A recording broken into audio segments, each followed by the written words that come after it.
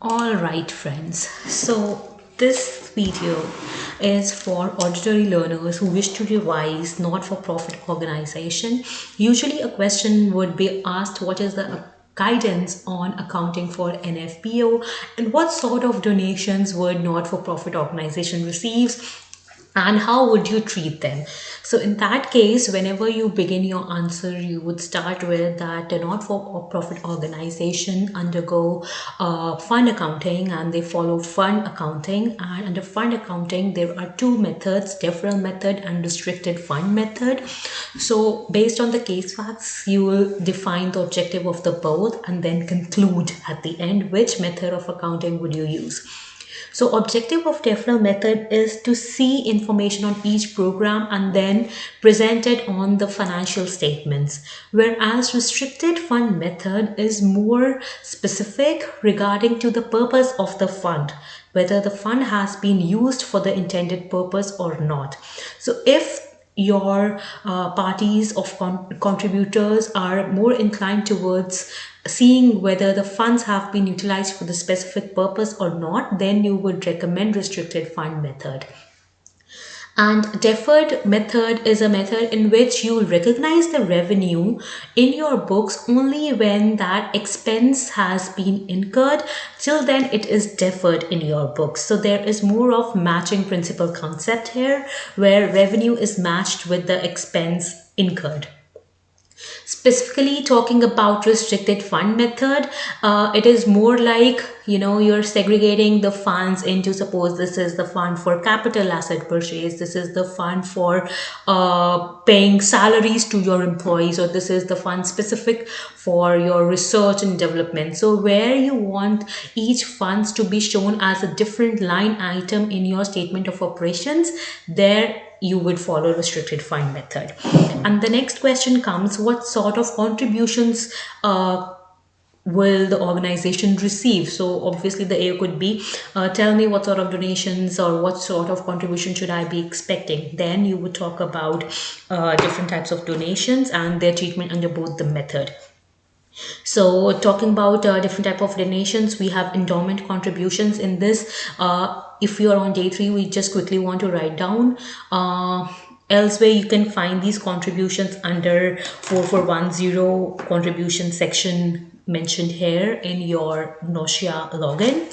And it again defines also the criteria how they are going to be treated. So you can just copy paste if you have time, and if you don't, just you should know what the treatment is. Endowment fund is like a high end of, I would say, restricted fund in which the principal does not change, so principal remains intact, but any interest earned, any income earned on that principal is used in your day-to-day operations or towards a specific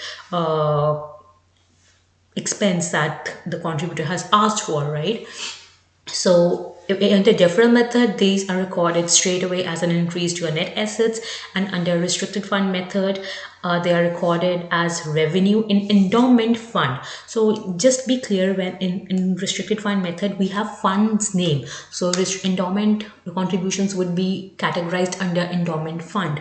Then restricted contribution, whatever the purpose is restricted, you would be showing that as a separate line item under restricted fund method. And under deferral method, you will defer it until and unless you have incurred the expense in relation to that contribution, and then you will recognize the revenue. Moving ahead, if a government is giving you funds for capital assets, so you will recognize revenue in your books in the same way as you are amortizing that asset, and elsewhere it is just shown as a deferred liability. Similarly, in restricted fund method, it would be recorded as a revenue in capital fund when received, right? Then land donations, mostly if they have donated the land, so you will recognize it in the nominal value which is assigned to the land, and if that could not be ascertained, then you straight away increase the net asset value of the land. Yep, and the capital asset using deferral accounting based on its fair market value at the date of donation. If that amount cannot be reliably determined, a nominal value is assigned to the land and the offset would increase the net asset of the land. That's right. I mean, the nominal value and the difference in the fair market value would increase the asset value, and the asset of capital fund would be under the restricted fund method would be shown separately under capital fund. Contributions material, like enclosures or something. Enclosures is one which was given in the case that I did. So contribution receivable is again a different heading in Notia, so you can just copy paste it from there. Any material that the other than in-kind contribution that is received by an organization would be recorded at the fair value, which could be reasonably estimated, and those materials could be used in normal course of your operations, else would have been otherwise purchased. I mean, that should have some value or substance if you're recording it, right?